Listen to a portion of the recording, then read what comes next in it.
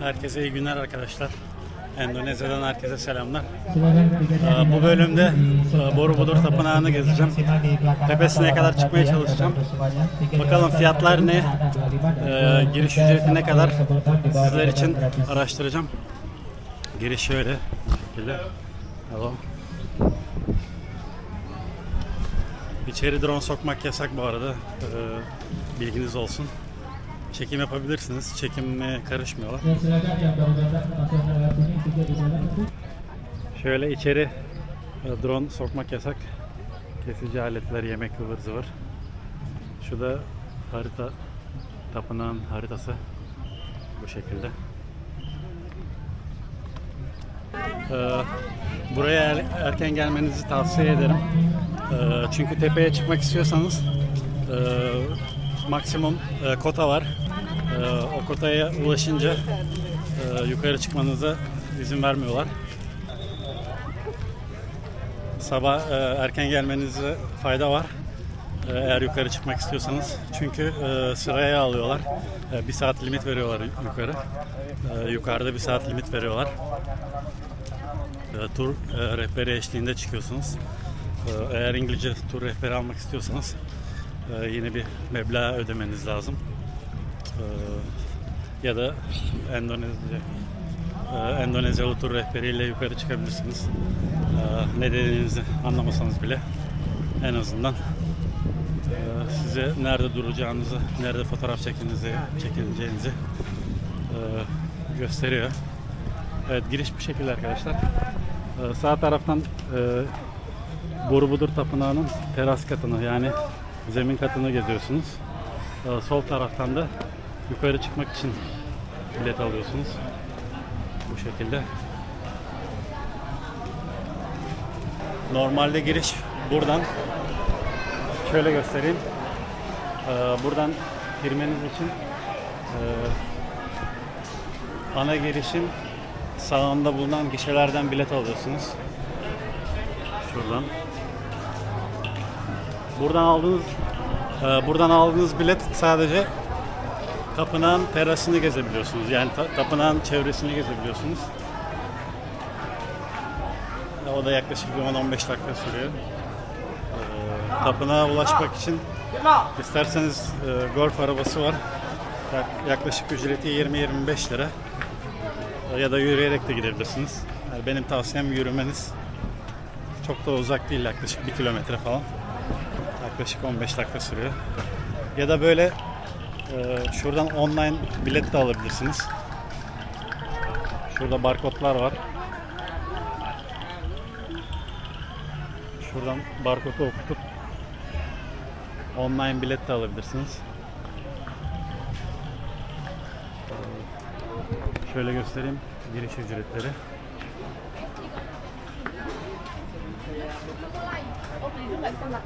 Yabancılar için 500 rupiye, yaklaşık 650 lira. Yerliler için de 150 rupiye. En yukarı çıkmak için.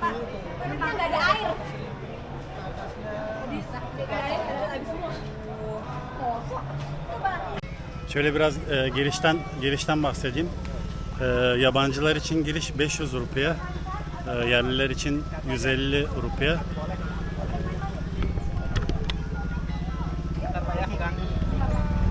Giriş kapısı şuradan oluyor, giriş kapısı.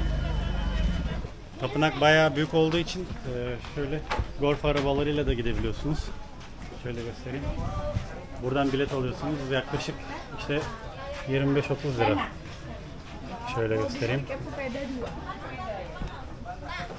Bu şekilde biletinizi aldıktan sonra biniyorsunuz.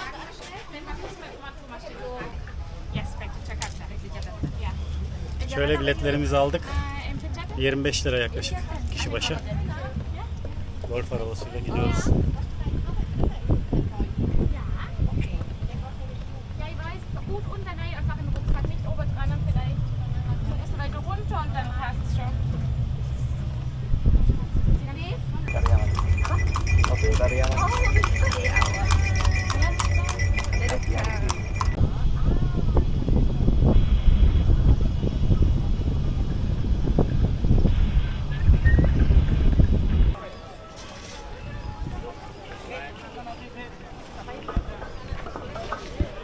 Evet, şöyle golf arabasıyla Borobudur Tapınağı'nın önüne geldik. Yaklaşık 10-15 dakika sürüyor. Biletle beraber su veriyorlar, bilginiz olsun. Giriş şöyle. Evet, Borobudur'un girişine geldik. Şöyle buradan merdivenlerden yukarı doğru çıkıyorsunuz. Bu arada Dünya UNESCO mirası alanı olarak seçilmiş burası. Dünyanın en büyük Budist ve Hindu tapınaklarından birisi. Belki de dünyanın ikinci en büyük tapınağı. Bayağı büyük bir alan. Şöyle. Merdivenlerden yukarı doğru çıkıyorsunuz. Bu arada en tepeye çıkmak için ayrıca ekstradan farklı bir ücret ödüyorsunuz. İlk normal giriş alanına farklı bir ücret ödüyorsunuz.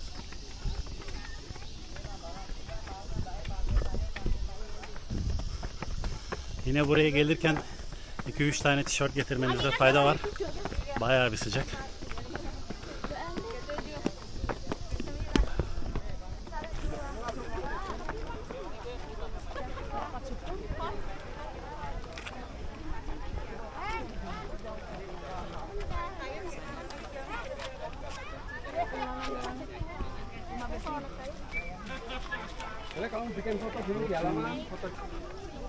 Şöyle göstereyim, buraya turnike koymuşlar. Yani yukarı çıkmak için normal diğer girişten verdiğiniz meblağın üzerine başka bir ücret ödemeniz gerekiyor. Ekstradan bir ücret ödemeniz lazım. Şöyle.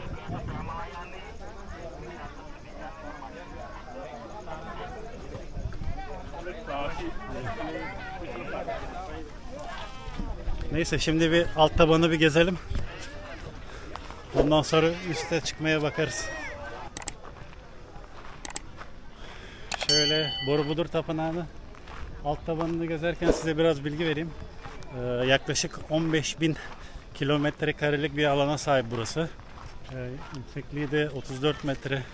Yükseklikle dünyanın en büyük Budist tapınaklarından birisi. Şöyle göstereyim. Üst üste dizilmiş 9 platformdan oluşuyor. Her bir platformun üzerinde gördüğünüz gibi heykeller ve oymalarla süslenmiş. Şöyle gördüğünüz gibi arkamdaki Borobudur Tapınağı 9 platformdan oluşuyor. Ve her bir platformun üzerinde değişik heykeller ve grafit oymaları var. Yüksekliği 34 metre. Dünyanın en büyük Budist tapınaklarından birisi. Bayağı ihtişamlı gözüküyor. Burası da güzel bir fotoğraf çekme noktasına benziyor. Buradan da fotoğraf çekebilirsiniz böyle. Tapınağın çevresini dolanmaya devam ediyoruz. Tapınağın çevresinde değişik fotoğraf noktaları çekilebilirsiniz. Üste çıkmak için de, yani en tepeye çıkmak için farklı bir gişe var. Orada da 250 kişilik maksimum gruplar halinde bir saat arayla yukarı alıyorlar. Şimdi ilk teras katına dolandık. Yaklaşık 4 tane girişi var. İşte 4 giriş birbirine çok benziyor. Bu şekilde. Etrafınızı dolanmanız zaten bir 20 dakika falan sürüyor. Fotoğraf noktalarıyla bir yarım saat sürer. Şurada çimenliklerde oturup dinlenebilirsiniz. Neyse, etrafı gezdik. Şimdi yukarı çıkmak için diğer gişeye doğru gidiyoruz.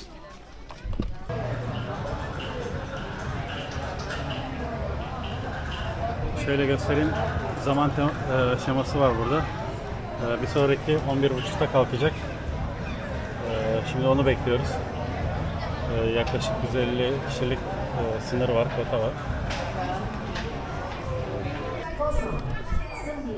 Yukarı çıkmak için televizyondan numaranızı takip edebilirsiniz bu şekilde. Daha sonra kasadan biletinizi alıyorsunuz ve yukarı çıkıyorsunuz. Evet, sıramız geldi. Şöyle televizyondan sıramız gelince kasaya doğru geliyoruz. Şöyle göstereyim. Fiyatlar bu şekilde. Yabancılar için 500 rupiye yaklaşık 600 lira. Yerliler için 150 rupiye, bu da yaklaşık 200 lira. Temple Ground. Sadece terası gezmek istiyorsanız da yabancılar için 387.500 rupiye, o da yaklaşık 450 lira. Yerliler için 50 rupiye, o da yaklaşık 65 lira. Şu şekilde.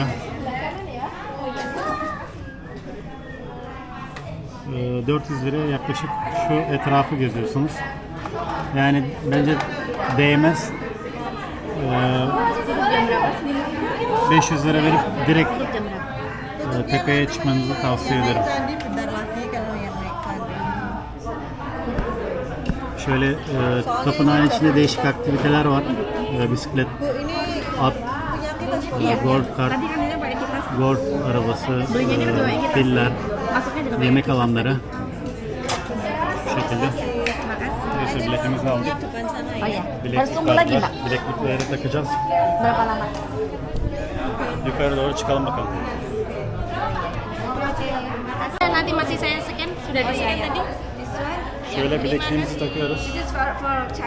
Bilekliğimizi verdiler. Yukarı doğru çıkıyoruz bakalım. Selamat siang Bapak Ibu semuanya, adik-adik. Nama saya Yulianto ya. Saya yang akan menjadi guide dari Bapak Ibu, adik-adik semua untuk naik ke Borobudur. Karena untuk naik ke Borobudur Anda diwajibkan untuk memakai guide, salah satunya. Ya, guide itu nanti sebagai edukasi juga yang akan mengatur perjalanan selama ada di kawasan Borobudur. Ya. Nah, selain memakai guide, ternyata ada lagi harus juga memakai sandal. Sandal itu juga hukumnya wajib untuk mengurangi pengerusan daripada batu-batu candi. Sandal sudah dibuat khusus, dirancang khusus, terus disediakan di sebelah belakang kita. Nah, nanti kita akan mendapatkan sandal. Di sana kita coba dulu. Dicoba, terus dimasukkan ke tas. Nanti kita makainya di depan Candi Borobudur. Ketika kita akan naik, kita pakai dulu. Itu ya. Sandal itu akan menjadi milik bapak-bapak, ibu-ibu semuanya setelah turun dari Borobudur. Tapi wajib untuk dipakai. Sedangkan untuk yang anak kecil bisa menyesuaikan. Jadi boleh tidak memakai bagi yang anak-anak kecil. Karena apa? Ukuran dari sandal itu paling kecil adalah 35 kalau tidak 34 ya. Jadi seperti ini nanti tidak pakai, tidak apa-apa. Oke? Boleh. Nanti boleh. Oke, kita sekarang memakai sandal. Kita ambil sandal, dicoba dulu. Di sini hanya untuk mencoba. Setelah itu dibawa, terus kita memakainya di Borobudur. Sanırım ayakkabıyla giremiyoruz. Sandalla gireceğiz. Ayakkabılarımızı burada çıkartıyoruz. Öyle anladım.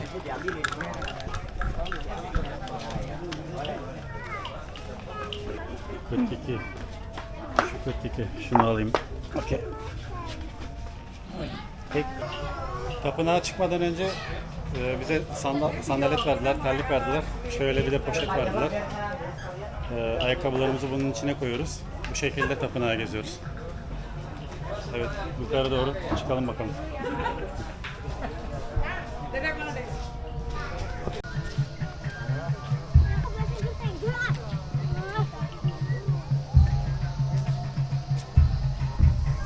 Tapınağın ana girişi de buradan gördüğünüz gibi.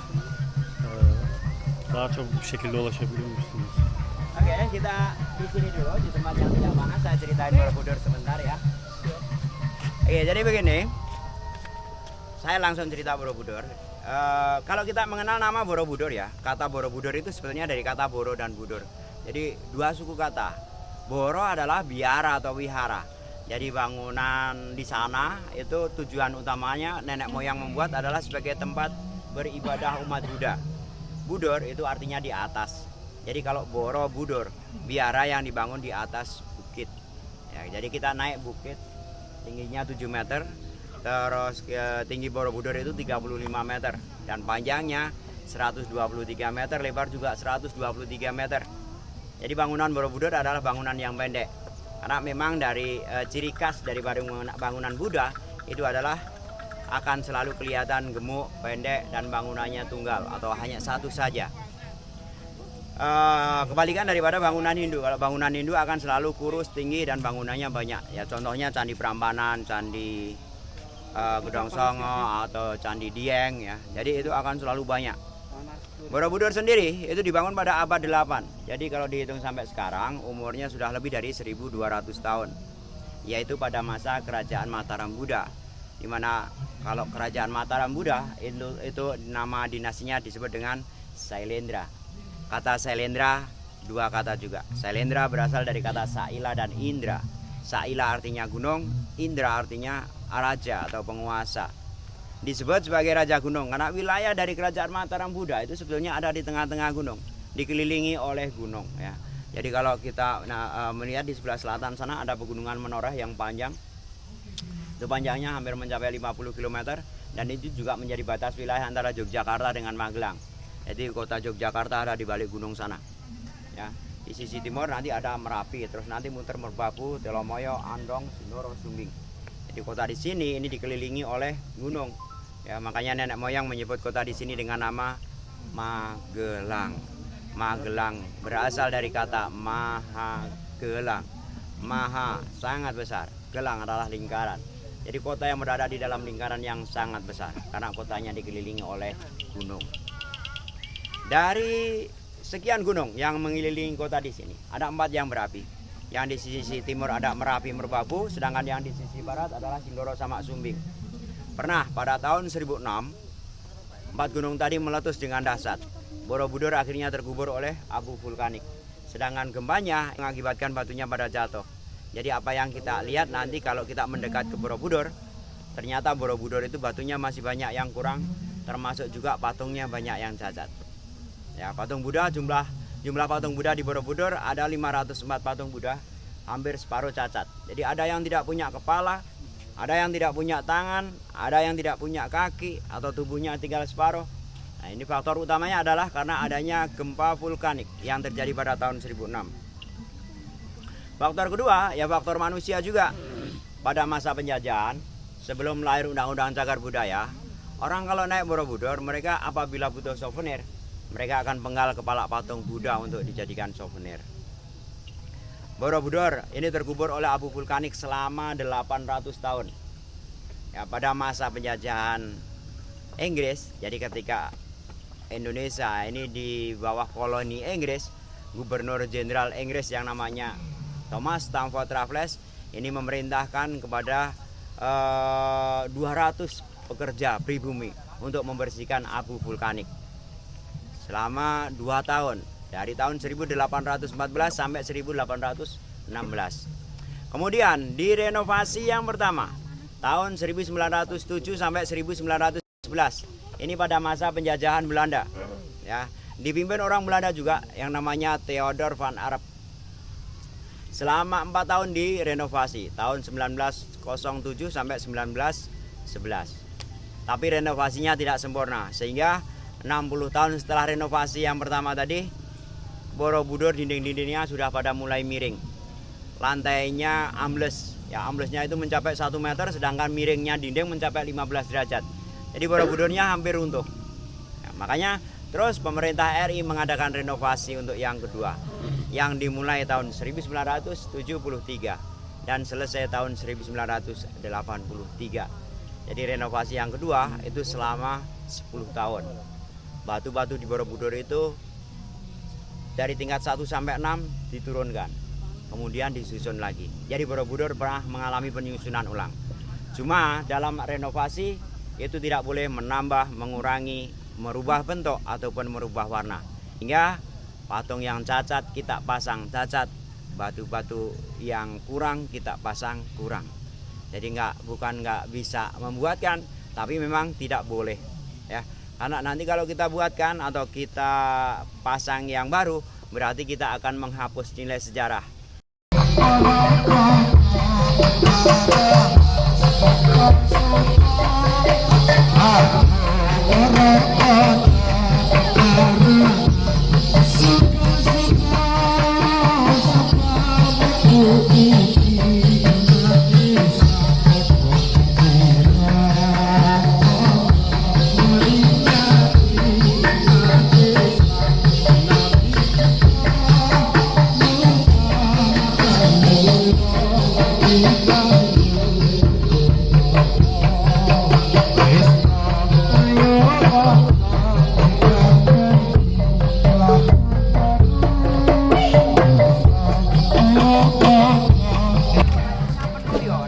Nggak nyaman. Oke, siap Pak. Ya, supaya nyaman ya.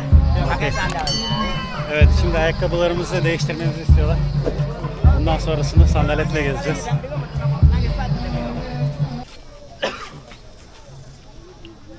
Borobudur Tapınağı Budizm'de Budizm evreninin sembolik diyagramı olan mandala şeklinde inşa edilmiş devasa bir yapı. Kita akan naik Borobudur tapi kita naik bukit ya. Ini bukit ya, bukan belum naik Borobudur. Ada 63 tangga tapi tangganya pendek-pendek. Tangga Borobudur tinggi-tinggi. Ini kan pendek-pendek ya. Nah, nanti biasanya ada 2 batu. Kalau itu 1 batu, nanti disusun 2 batu.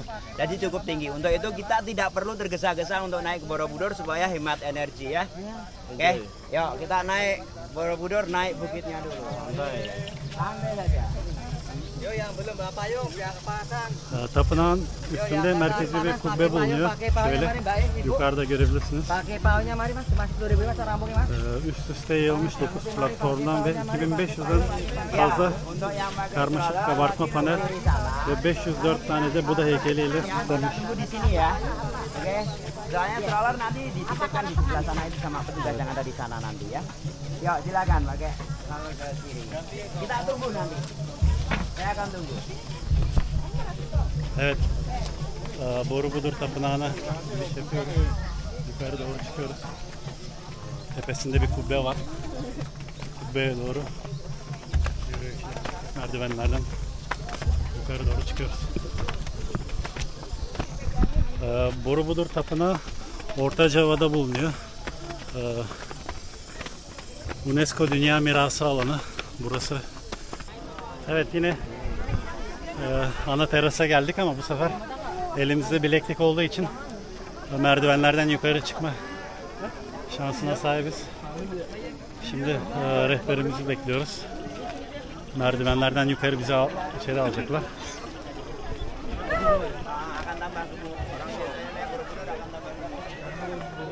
Pangkling. Ya Evet. di rumah.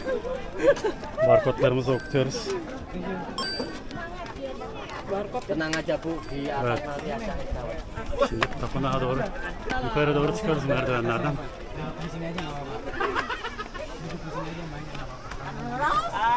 ...30 derece. Sıcaklık 30 derece bu arada. Evet. Ayo. Foto dulu deh.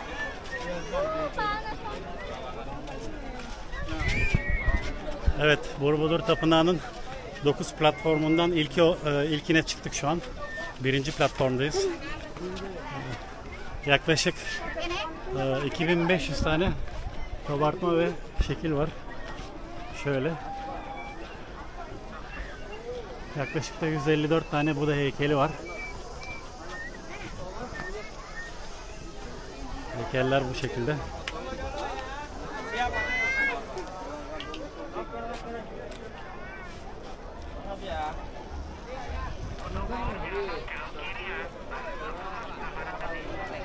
Şu karşıdaki de ana yol. Şuradan karşıdan geliyorsunuz.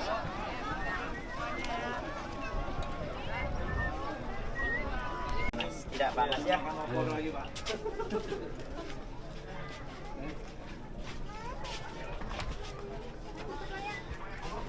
Ayo kita arusnya ke kiri, alurnya lah. Oh, ke kiri. Oh, enggak. Yuk kiri. Enak di gate ini. Jadi ada tahu kapan istirahatnya.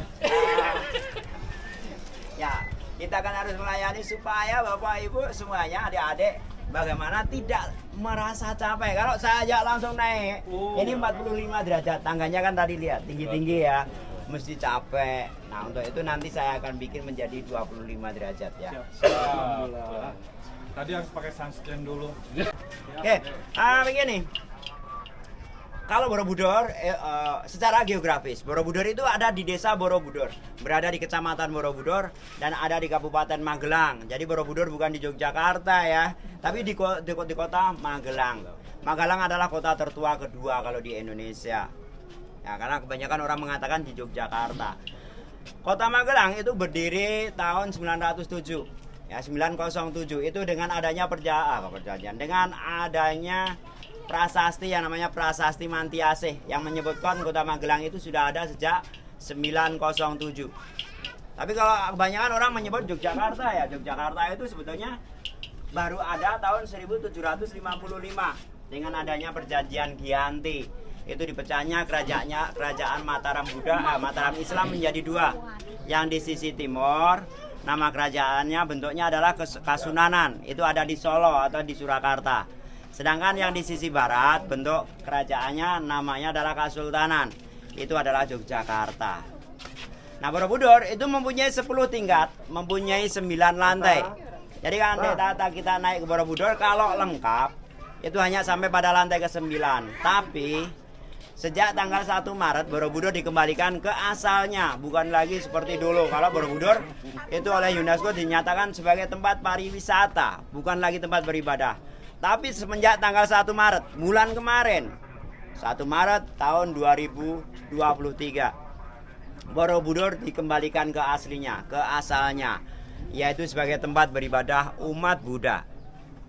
Ya, nah, untuk itu umat Buddha itu mengambil bagian yang paling atas, lantai 9 itu ditutup. Nah kan jadi makanya nanti kalau kita naik ke Borobudur kita delap.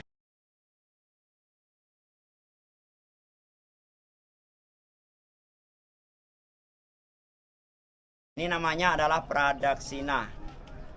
Ya, ini cara mereka beribadah, cara umat Buddha beribadah di Borobudur. Kalau ke kanan apa? Ada juga ada. Kalau ke kanan itu namanya prasamya. Prasamya itu upacara kematian. Jadi hanya pada saat misalnya ada biksu yang terkenal atau apa mungkin raja atau apa. Kalau meninggal maka umat Buddha mengadakan upacara prasamya, itu muternya ke kanan di Borobudur. Tapi kalau semua Borobudur ini ya, ini kita berada di lantai kedua, lorong pertama. Borobudur mempunyai 4 lorong. Ya, sedangkan mempunyai 9 lantai.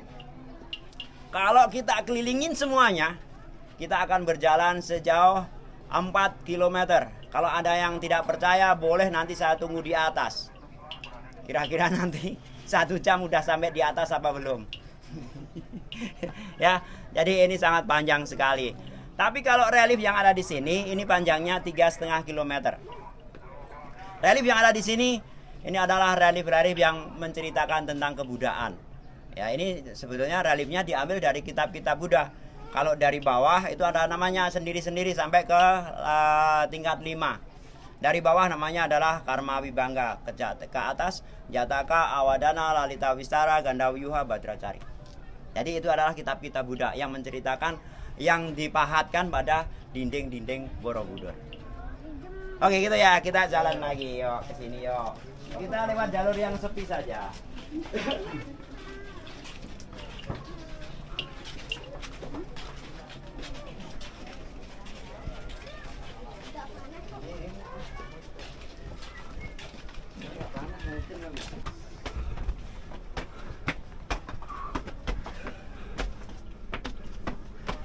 Şimdi Borobudur Tapınağı'nın en tepesine doğru çıkıyoruz.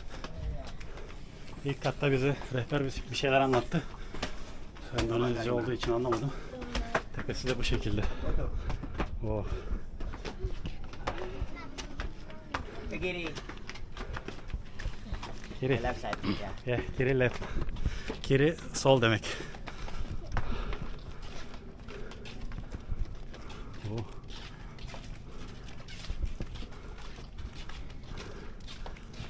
Ayo istirahat, lewat ke dinding sini biar nggak capek. Aduh, Oh. capek ya deh ya. Tapınağın en tepesine çıktık. Şöyle göstereyim.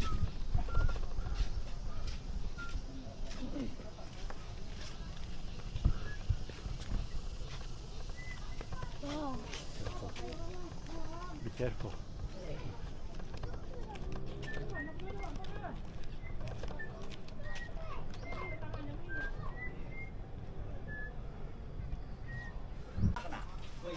Sini, clean.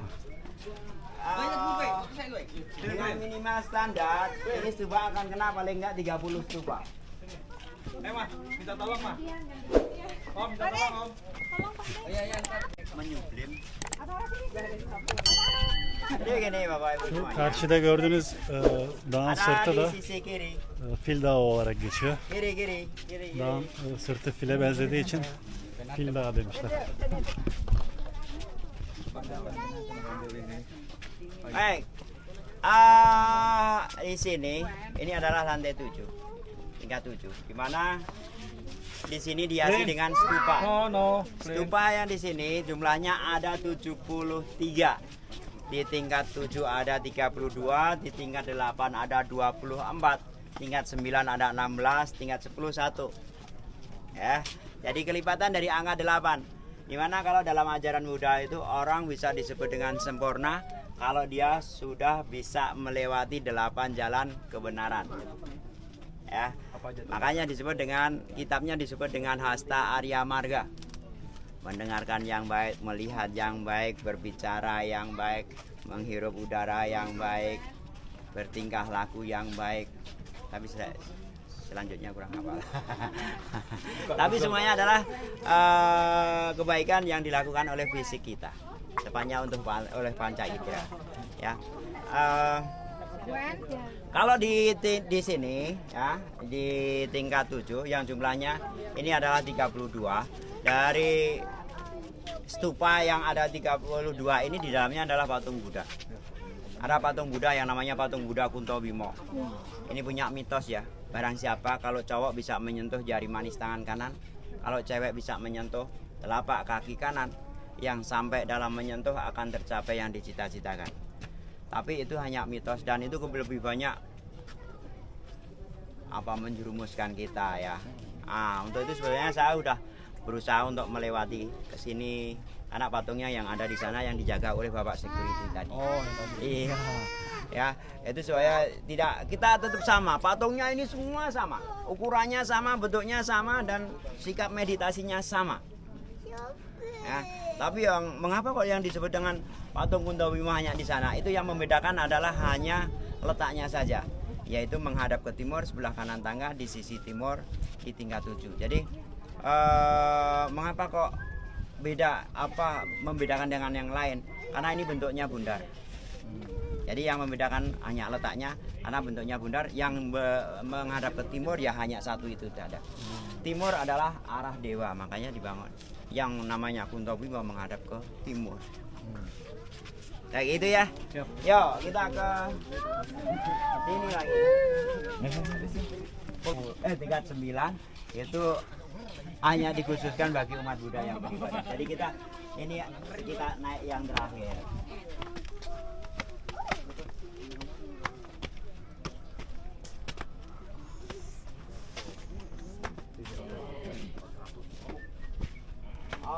Kalau satu tempat wisata itu hubungannya selain mitos adalah legenda ya. Legenda ya, kalau di Prambanan legenda tentang Roro Jonggrang yang dengan Bandung Bondowoso yang katanya 1000 patung ya. Tapi kurang satu. Terus akhirnya Putri Roro Jonggrang yang menjadi patung. Agak ke depan sini enggak apa-apa. Nah, kalau Borobudur itu cerita legendanya itu mengenai si pembuat Borobudur sendiri, yaitu si Gunadarma. Ini kisahnya adalah Gunadarma itu setelah selesai membuat Borobudur itu karena dia capek terus dia pengen istirahat, dia kepingin tidur. Untuk itu dia mencari tempat yang tinggi dengan maksud nanti kalau dia bangun dari tidur itu langsung bisa melihat hasil karyanya. Tapi ternyata Gunadarma sampai sekarang tidak bangun. Yang kita lihat yang namanya Gunadarma kalau di Borobudur adalah pegunungan menoreh di sebelah selatan kita. Ya, ini kalau dilihat dari Borobudur bentuknya kebetulan seperti orang sedang tidur. Tarik coba. Ayo, kalau kita menghadap ke selatan, itu lurus dengan apa kita? Biar bisa lihat dulu. Itu, kalau melihat harus dengan berimajinasi. Apa? Kepala, ya. Terus badan ke kanan apa ke kiri? Ya, jadi begini melihatnya. Lurus dengan kita, lurus banget. Itu cekungan itu Fil- adalah bentuk Fildanum daripada anlatıyor leher. şu an. Fildanum sirkü. Di sisi kirinya bentuk gundukan adalah kepala yang menghadap ke atas. Jadi wajahnya ya, wajah menghadap ke atas. Kalau cekungan itu ke kanan, itu agak naik berarti dada. Terus naik lagi perut yang kelihatan gendut. Terus sampai kakinya selonjor sampai sana. Jadi bentuknya seperti orang tidur yang menghadap ke atas. Ya. Jadi. Evet, zamanımız burada limitli olduğu için bir saat gezdirdiler bizi. Aşağı inmemizi istiyorlar. Neyse yeterince çektik zaten. Rehber de bize bayağı bir şeyler anlattı ama artık altyazıya koymaya çalışırım.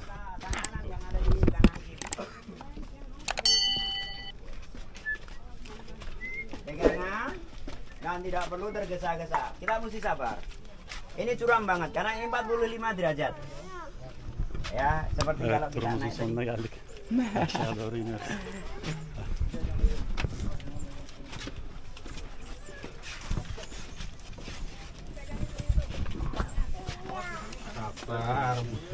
Ya, sabar. Tidak perlu. Evet, turumuz bitti. Bir saat süremiz olduğu için bizi aşağı indirdiler. Fazla içeride tepede dolanamıyoruz. Şimdi çıkışa doğru gidiyoruz. Borobudur Tapınağı aynı zamanda kültürel bir öneme de sahip. Burada her sene 4 Haziran Buda'nın doğum günü, doğumunu kutluyorlar. Vesak günü diyorlar buna. Ziyaretçiler buraya Buda'nın doğumunu, aydınlanmasını ve ölümünü anmak için festivaller düzenliyorlar. Değişik kültürel performanslar düzenliyorlar. Genel olarak böyle. Şöyle enteresan bir şey gördüm. Fil parkı var. Şöyle düşmeden size çekmeye çalışacağım. Şöyle göstereyim.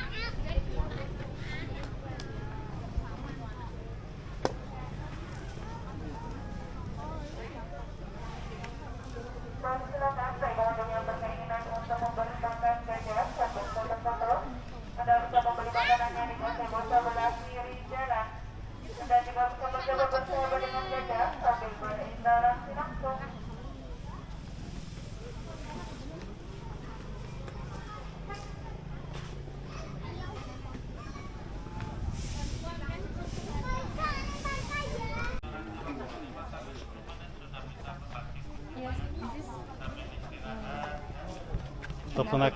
Tapınaktan düşen taşlar herhalde.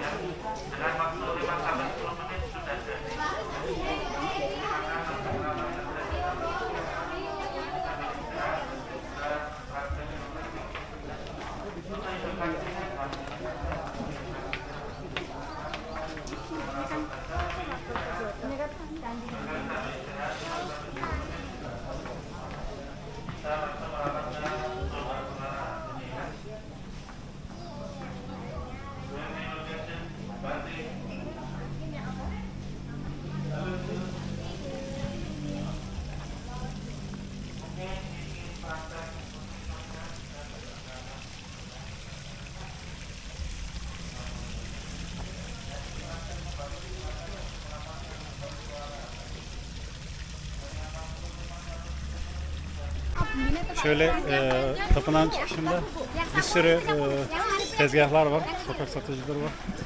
Şunu denemenizi tavsiye ederim, bayağı güzel. Şöyle lastik de veriyorlar. Where you money? Ha? 5.000. 5. Yeah, okay. I want also to. Bapak 5.000. Soğuk içecek bayağı güzel, tavsiye ederim. Şöyle bu Hindistan cevizi. Sadece 6,5 lira. Waduh, dadak dipoto barang. Gördüğünüz gibi şu şekilde veriyorlar. Yeah, I like it. Nice. From Turkey. Yeah. I like Indonesian food. It's really nice.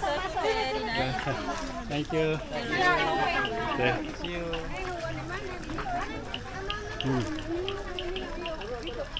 Çok iyi. Sadece 6,5 lira.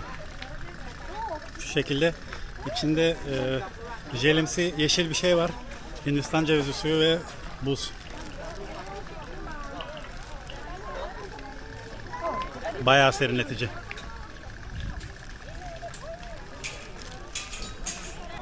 Evet, Borobudur Tapınağı'nı da gezmiş olduk. Listeden çıkardık tapınağı. Bu bölümde tapınağı gezdik. Sizler için tapınağı gezdim. Umarım beğenmişsinizdir. Herkese sevgiler, saygılar. Halo, bukan Mister. Ya, yang tadi. Yeah, Iya. second. Mama mana? Enggak naik. Oh, capek ya. Ini papa. Evet. Çıkışta bu şekilde. Opa. Opa. Evet, tapınakta böyle arkadaşlar.